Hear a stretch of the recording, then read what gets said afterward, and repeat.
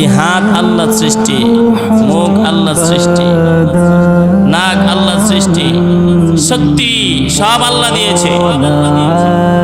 আল্লাহ বলেন বান্দা অবশ্যই তোমাদের রিজিকের ব্যবস্থা আমি আল্লাহই করি। আল্লাহ বলেন তামাম পৃথিবী এমন কোন প্রাণী নাই যার রিজিকের ব্যবস্থা আমি আল্লাহ তাআলা করি নাই। আমি গোটা পৃথিবীর রাজ্জাক। নবীজি সাল্লাল্লাহু আলাইহি সাল্লাম হাদিসের মধ্যে বলেন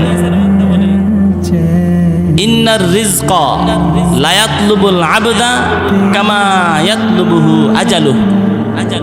নবীজি বলেন প্রত্যেকটা মানুষের পিছনে তার রিজিক এমন ভাবে দৌড়ায় যেমন ভাবে তার পিছনে তার মৃত্যু দৌড়ায়। সুবহানাল্লাহ।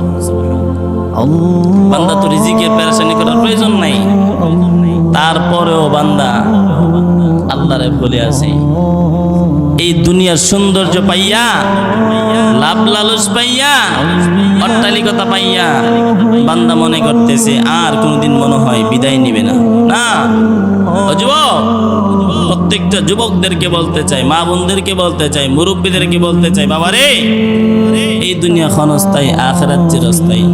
আপনি যতই চিন্তা করেন দুনিয়াতে থাকবেন, পারবেন না। তার কারণ বান্দা হাজার চেষ্টা করলো বান্দা থাকতে পারবে না আল্লাহ যতক্ষণ পর্যন্ত না রাখবে। আর আল্লাহ যতক্ষণ রাখবে বান্দা ইচ্ছা করলে যেতে পারবে না।